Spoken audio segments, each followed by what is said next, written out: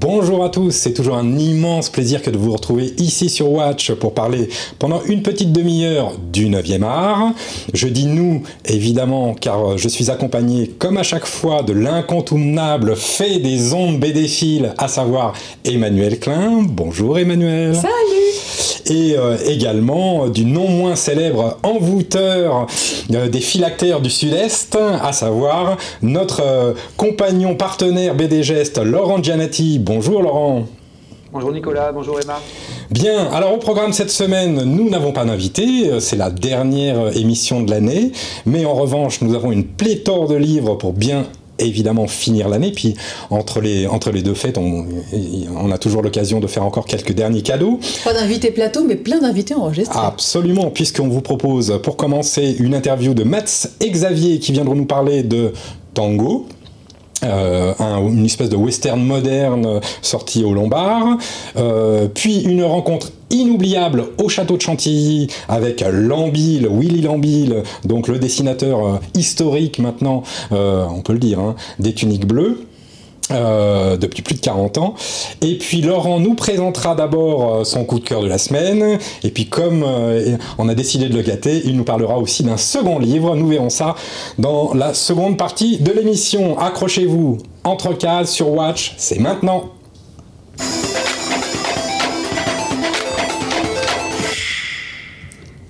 Alors Nicolas, vous le disiez, on a rencontré Mats et Philippe Xavier, donc deux auteurs pour une nouvelle série de bande dessinée qui s'appelle Tango. On n'a pas dansé avec eux plutôt, parce qu'effectivement on est parti en Bolivie. Tango c'est leur nouveau héros, il est sur la couverture ici, on va le découvrir.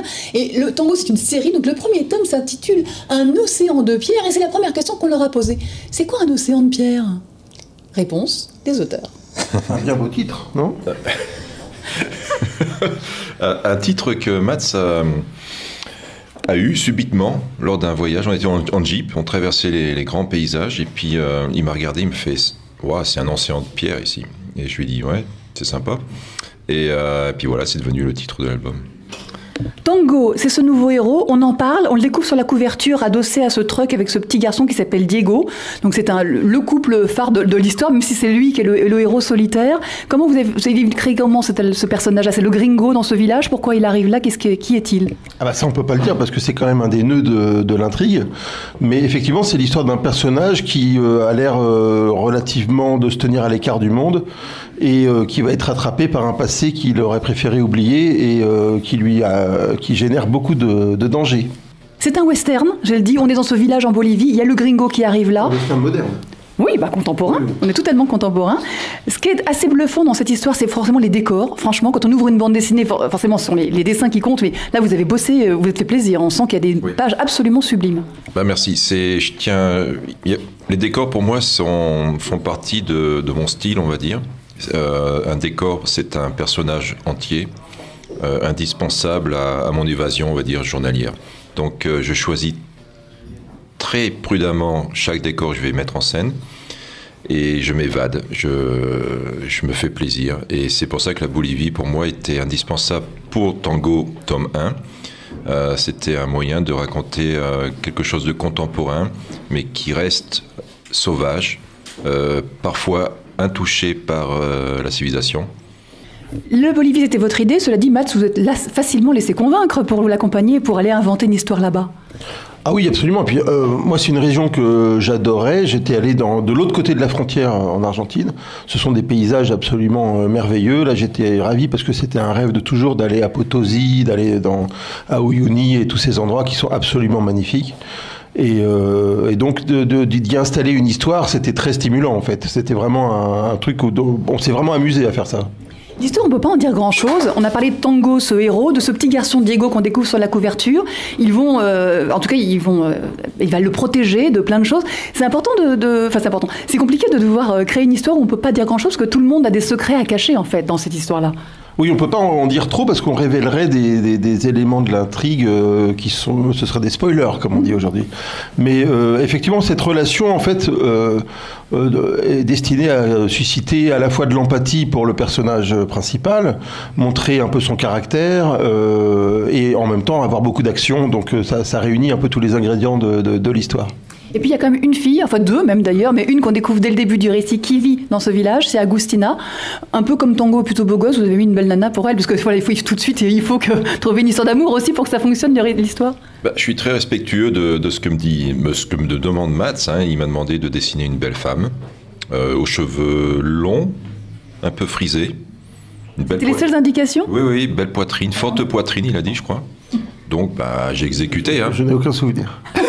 Donc je me suis exécuté, et puis et pour Carmen, par contre, l'autre personnage féminin, j'ai fait, on va dire, l'opposé.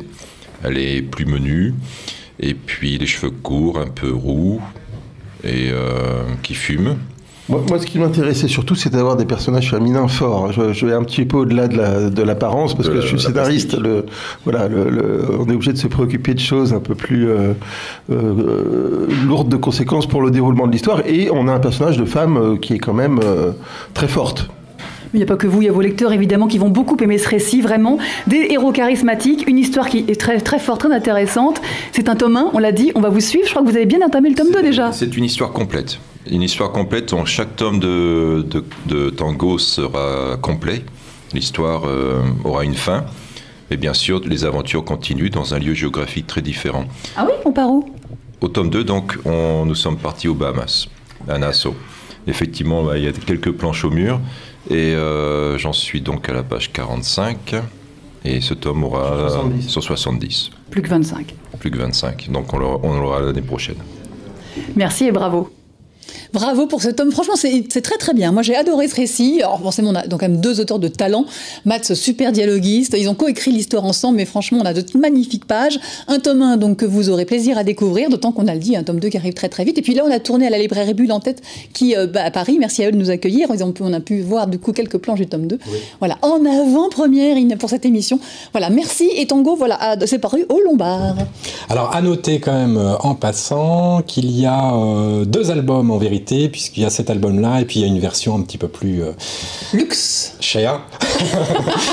Avec dos toilé et crayonné, etc. Voilà, effectivement, voilà, c'est bien on est de en période de Noël, enfin en période de fin d'année, c'est toujours bien de le préciser. Alors, nous allons passer maintenant à la rubrique qu'aiment évidemment toutes les femmes de France, enfin toutes celles qui aiment la bande dessinée, puisque c'est le coup de cœur BD Geste.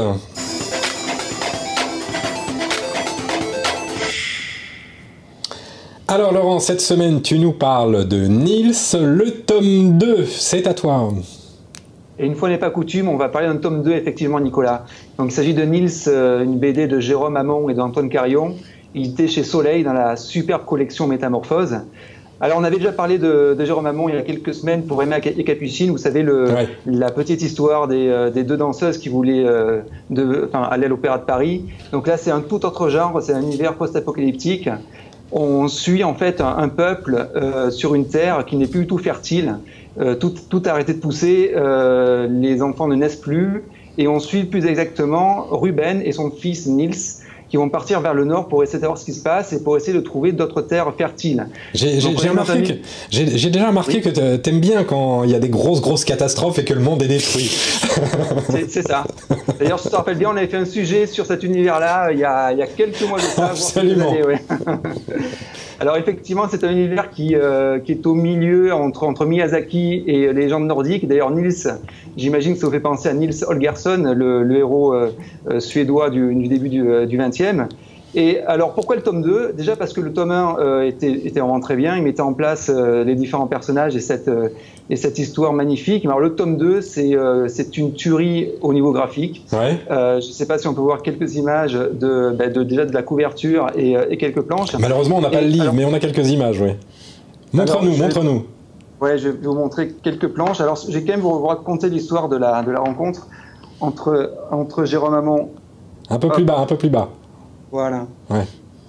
entre Jérôme Hamon et Antoine Carion. Alors, avant d'écrire Nils, Jérôme Hamon était en train d'écrire une histoire sur Gengis Khan, qui est aussi appelé Temujin. Et lorsqu'il a commencé à écrire cette histoire, il s'est dit, ah mince, l'histoire est déjà prise, et puisque l'album existait déjà chez Magen, un album de Antoine Odanam et justement d'Antoine Carion, et il est tombé amoureux du graphisme d'Antoine Carion, et donc il a proposé l'histoire de Nils. Donc c'est une histoire prévue en 3 tomes. Donc il n'y a pas que Ruben et Nils, il y a aussi une histoire d'élémentaire, il y a aussi le peuple de Sian qui est en train de détruire la terre où ils vivent en exploitant de façon extrême l'oxyde de fer. Et le tome 2, c'est un trio en fait. On suit les 3 peuples, les divinités nordiques, composées de 3 filles, Nils et Ruben, et le peuple de Sian, donc qui cherche à rentabiliser au maximum l'exploitation d'oxyde de fer. Évidemment, ce sont des thèmes qui sont très, très actuels, des thèmes très, très écologiques. Et je vous conseille vraiment, vraiment cette série, elle est géniale. C'est une série, donc ça continue encore? C'est une série, alors c'est prévu en 3 tomes. D'accord, c'est une trilogie. Le tome est prévu c'est une trilogie, ouais, tout à fait. Super. Bah écoute, merci. On se retrouve dans un tout petit instant. De toute façon, tu restes toujours avec nous, comme à chaque fois. Et puis là, on va parler d'un auteur qui est un ancêtre dans le monde de la bande dessinée. Un gentil ancêtre, oui, c'est pas méchant. Un auteur historique, et c'est probablement un des plus longs employés de Dupuis. Il est rentré chez Dupuis, il avait 16 ans. Et il en a 81 aujourd'hui. Il est rentré comme lettreur. On parle de Willy Lambil, le dessinateur des Tuniques Bleues depuis près de... Enfin, la série aura 50 ans l'an prochain. C'est pas lui qui l'a créé, c'est Raoul Cauvin, le scénariste, avec un autre auteur. Mais ça, je vous laisse Lambil en parler. On l'a rencontré tout récemment au château de Chantilly, puisqu'il a actuellement une exposition au musée du cheval, au proche de l'hippodrome. Une très belle visite en passant, mais on en revient tout de suite après. On rencontre Willy Lambil. Moi, j'ai repris la série qui a été créée par Salvérius et par Cauvin. Alors, quand à la mort de Salvérius, on m'a demandé de la reprendre parce que je faisais une série, je dessinais une série qui se rapprochait un peu des États-Unis, enfin du côté western. Parce que, en réalité, c'est au départ d'après ce que je sais, parce que je n'étais pas impliqué, mais c'est à la... comment vais-je dire, à la sortie de Maurice avec Lucky Luke chez Dupuis, qu'on a décidé, enfin que Salvérius et Cauvin ont décidé de faire une série plus ou moins western. Mais c'est pas tout à fait western. Oui, vous le disiez, c'est pas vraiment du western, on n'est pas dans les saloons, on est plutôt sur les champs de bataille, c'est un autre genre. C'est quand même partie du western. Le premier album, peut-être le deuxième, sont purement du western. Mais après, ils sont écartés, probablement justement pour ne pas se mélanger avec Lucky Luke. Cela dit, je l'ai dit, c'est une série historique qu'il a fallu vous documenter parce qu'il fallait reproduire ne serait-ce que les uniformes des militaires. Oui, enfin voilà, il faut quand même que ça soit crédible, votre histoire. Bien sûr, mais je suis parvenu à trouver des bouquins. Il n'y avait pas encore Internet, mais de toute façon, je me sers très peu d'Internet. J'ai surtout de la documentation graphique en masse, je dois dire. Oui, parce qu'il y a aussi les personnages réels qui sont mis en scène. Chesterfield et Blutch sont inventés, mais ils sont dans le régiment de Stark. On parle évidemment à chaque fois de personnages réels, donc on a vraiment un contexte historique réel, donc c'est important d'être hyper crédible. Oui, là, il faut vraiment que j'ai une photo ou une gravure ou quoi que ce soit sur le personnage ou les personnages qui apparaissent, mais qui n'apparaissent qu'une fois en général. Bah là, dans celui-ci, il y a McClellan, lui aussi, chez les Confédérés, c'était un vrai général. Ça, c'est comme Napoléon. Dans toutes les histoires sur Napoléon est là, mais là-bas, McClellan, Sherman, Lee, Grant, ce sont des personnages récurrents, de toute façon. Celui-ci s'intitule L'étrange soldat Franklin. Alors, c'est compliqué. Enfin, c'est vous qui allez me dire, c'est un peu compliqué d'en dire un peu plus, parce que si je dis ce qu'il a d'étrange au soldat Franklin, on dévoile l'histoire. Et pourtant, c'est une histoire vraie, donc elle est connue. Oui. Mais comme vous dites, est-ce que je dois le dire ou pas ? Là, on est ici à Chantilly, et au musée du cheval, vous avez l'honneur d'être exposé. C'est la première fois qu'il y a des planches de bande dessinée. Pas en tant que cheval, hein. Non, mais en revanche, il y a évidemment beaucoup de chevaux. Là, ici, sur la couverture du dernier, mais évidemment, dans chacun des albums, il n'y avait pas encore de voiture, évidemment, à l'époque, et donc il y a beaucoup de chevaux dans vos histoires. Et donc, le musée du cheval vous fait l'honneur d'exposer vos planches. Je le disais, c'est la première fois qu'un auteur de bande dessinée est ainsi exposé dans ce musée. Ah, mais je suis très fier. Très, très fier. Mais vous pouvez. Oui, je le suis. Je le suis, je n'aurais jamais cru. Et je ne me prends pas encore au sérieux. Je ne sais pas, je ne sais même pas où je suis. Je nage un peu pour l'instant. Moi, j'ai souvent entendu des dessinateurs, alors moi je ne dessine pas du tout, mais eux, pour le coup, des professionnels, me dire que le cheval était un des animaux les plus difficiles à dessiner. Est-ce que vous le confirmez ? Moi, non, je n'ai pas beaucoup de difficultés, mais c'est vrai que j'en connais beaucoup qui le font mal. Mais je ne leur dis pas parce que je ne juge pas les dessins des autres. Jamais. C'est un principe.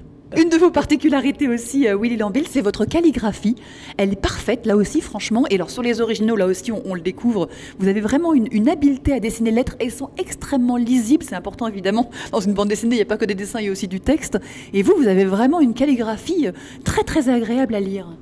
J'ai commencé comme lettreur chez Dupuis.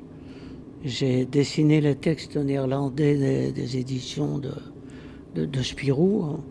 Alors, ça vient de là peut-être. Mais ce que je reproche aux dessinateurs actuels, je reproche pas grand-chose parce que, encore une fois, je ne juge pas. Mais je trouve qu'ils négligent un peu les textes. Pas tous, il y en a qui le font très bien. Mais en général, ceux qui le faisaient très bien, ils sont morts. Encore une fois, ce sont les gens que j'ai connus. J'ai eu la chance de connaître tous les grands de la BD. Maintenant, je ne dis pas qu'ils ne sont pas grands de la BD, mais je veux dire les classiques qui sont hélas disparus. Alors moi, ce qui me fait très plaisir, et c'est de vous voir effectivement toujours aussi joyeux. Je vous avais rencontré il y a quelques années, c'était déjà le cas. Je vous lisais quand j'étais petite. Moi, ça me fait plaisir de voir que ces séries perdurent. En fait, finalement, vous faites partie de ces grands auteurs belges qui continuent à faire vivre leurs héros. Est-ce que d'ailleurs, vous ou Raoul, vous avez déjà pensé, est-ce que vos héros survivront après vous? Pardon de dire ça comme ça, mais la question se pose. La question se pose. Mais je n'ose pas trop y penser. Moi, je pense que quand l'un des deux disparaîtra, eh bien, je crois que l'autre arrêtera. Moi, je pense. En tout cas, si c'était le cas de Cauvin, je ne pense pas que je continuerai. Écoutez, on va engager tous nos téléspectateurs, nos auditeurs à aller découvrir ce dernier volume des Tuniques Bleues, L'étrange soldat Franklin, ou évidemment tous les autres, parce qu'on a 60 tomes, il y a de quoi faire. Hein. Oui, c'est vrai. Bravo Lambil et merci. Merci. Quel monsieur, hein, quel monsieur. C'était moi quand je l'entends.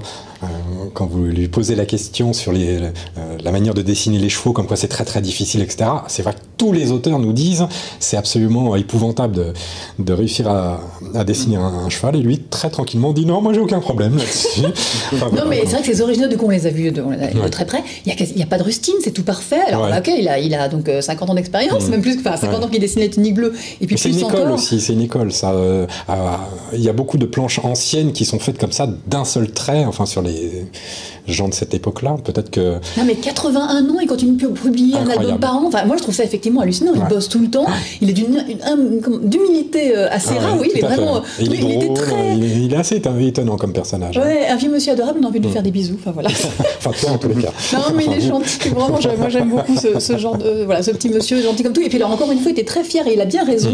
Alors il n'y a pas que les planches du dernier tome de Les Tuniques Bleues qui sont actuellement exposées, c'est jusqu'au 7 janvier au château de Chantilly, donc au musée du cheval qui est sur le domaine de Chantilly. Donc vous voyez, le long de l'hippodrome, il y a moi j'avais jamais vu, en plus là c'est les fêtes de fin d'année, donc vous pouvez y aller parce qu'il y a des spectacles avec des petits poneys pour les enfants, avec les chevaux, voilà. Il y a un vrai musée du cheval avec des vrais chevaux dedans, même des ânes, enfin c'est assez hallucinant à voir. Et puis donc il y a 9 salles donc sur le musée du cheval, avec à chaque fois, en fonction du thème, il y a d'ailleurs la salle, par exemple j'ai appris un mot, moi, vous savez les véhicules hippomobiles. Ah oui, tout à fait. Donc la salle des véhicules hippomobiles, et bien voilà, il y a tout évidemment tous les véhicules qui sont également dans les Tuniques Bleues qui sont représentés. Donc voilà, c'est l'occasion de se replonger dans ces séries, encore une fois, mythiques de la bande dessinée. Ça fonctionne très très bien. À chaque nouveau tome est un carton et c'est mérité. C'est historique. Voilà, la guerre de sécession, donc entre 1861 et 1865. On fait un peu d'histoire aussi. Donc il y a la version effectivement luxe qui est également sortie. Voilà, si on les met l'un à côté de l'autre, on voit que voilà, il y en a un grand et un petit. Voilà, et dedans vous verrez du coup les crayonnés, les storyboards et les crayonnés de Lambil. Donc voilà, pour ceux qui aiment le dessin, c'est l'occasion de voir voilà, les crayonnés et à côté les planches ancrées noir et blanc. Enfin, on voit pas très bien, mais allez voir le livre en vrai, vous verrez ça absolument. Et puis je le disais, L'étrange soldat Franklin, tome 61, c'est une histoire vraie. Alors je vous dis pas quoi, mais voilà, c'est évidemment Raoul Comin qui va toujours dénicher des petites anecdotes historiques qui sont passées pendant cette guerre de sécession. On apprend encore des choses. Voilà, et il faut ne pas oublier de remercier toute l'organisation du château de Chantilly. Ils ont été absolument adorables. On a eu droit à une visite vraiment extraordinaire. C'est un château d'ailleurs... on vous le conseille, parce que c'est vraiment très très beau. Bon, la bibliothèque qu'on a tournée, elle n'est pas ouverte au public. Hein. Profitez-vous, c'est des images pour Entre Cas, c'est que pour vous. Oui, ça c'est nos petites chances de journalistes BD. Voilà. Voilà, merci à Dupuis d'avoir organisé cette journée, effectivement, c'est bien de le rappeler. Bien, il est temps de proposer d'autres livres qui nous ont bien plu. Emmanuel, est-ce que vous commencez? C'est moi qui démarre. Vous démarrez avec le livre des livres. Le livre des livres. Alors le livre des livres, faut bien le dire, c'est un de mes auteurs chouchou adorés que j'adore. C'est Marc-Antoine Mathieu qui signe ce nouveau livre qui vient de paraître chez Delcourt. C'est un livre. Alors il y a déjà un jeu de mots dans le titre, hein, le livre des livres. Voilà, c'est le livre qui va vous rendre votre liberté. Alors là, c'est un livre assez particulier. Ce n'est pas une bande dessinée classique. Vous allez le voir.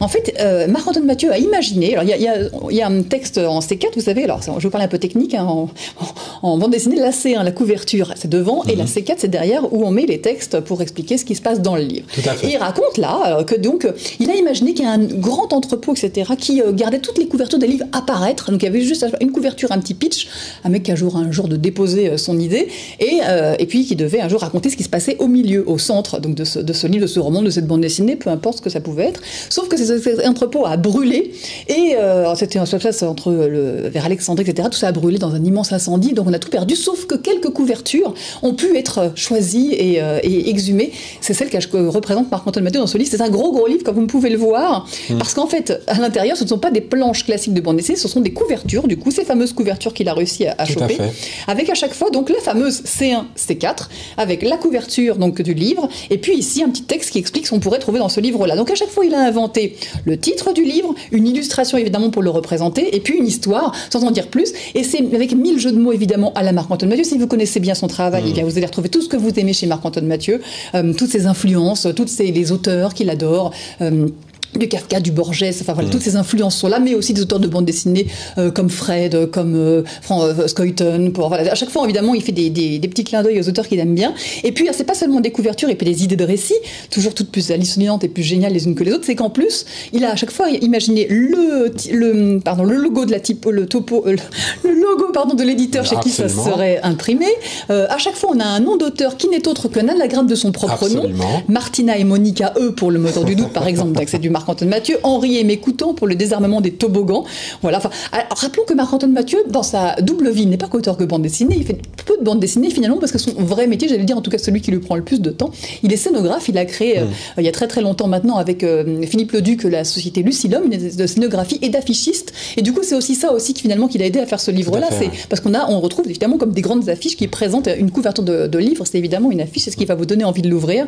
Donc voilà. Moi, je ne vais pas tous vous les citer, mais moi j'ai essayé de vous. On va essayer de feuilleter quand même jusqu'à mon préféré.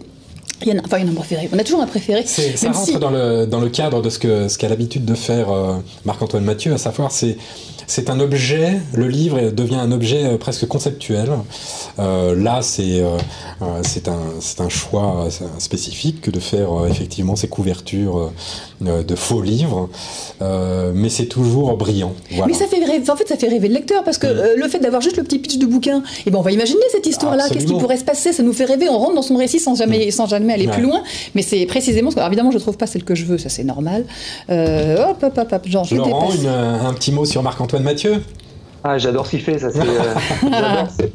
J'adore sa façon de triturer le médium bande dessinée et d'en faire ce qu'il veut finalement. Tout à fait. Et alors il a très très longtemps travaillé en noir et blanc pur, notamment sur sa série Julius Corentin Akfac ou sur tous les livres qu'il a fait. Et puis depuis quelques années, maintenant depuis Dieu en personne, il a intégré du gris. Donc voilà, c'est assez nouveau pour lui et donc de jouer. Alors il y avait de couleurs encore une fois évidemment, mais tiens là ça c'est du Mackay, le bivoque de Morphée, mais c'est pas celui-là que je cherchais. Bon je trouverai pas, c'était celui qui était sur Fred et. On va peut-être pas faire tout la fin voilà, vous irez voir, vous connaîtrez pas mon préféré. C'est un très beau livre. Mais vous connaîtrez le livre des livres de Marc-Antoine Mathieu qui s'est paru chez Delcourt. Voilà, un gros livre de couverture donc. Ok, à moi de vous présenter mon petit chouchou du moment. Ça tombe vraiment bien encore une fois pour l'antre des fêtes. Si vous avez encore un cadeau à faire, faites-le. C'est au Lombard, c'est le Rosinski, c'est un artbook Rosinski pour les 40 ans de Torgal. Alors c'est un artbook, il n'y a pas grand chose à en dire, évidemment, il n'y a pas d'histoire, il n'y a pas de scénario, mais alors il y a des planches absolument exceptionnel. Il y a des dessins extraordinaires. Alors, il faut savoir quand même que Rosinski est resté, j'ai presque envie de dire, très traditionnel dans son art, dans sa manière de dessiner.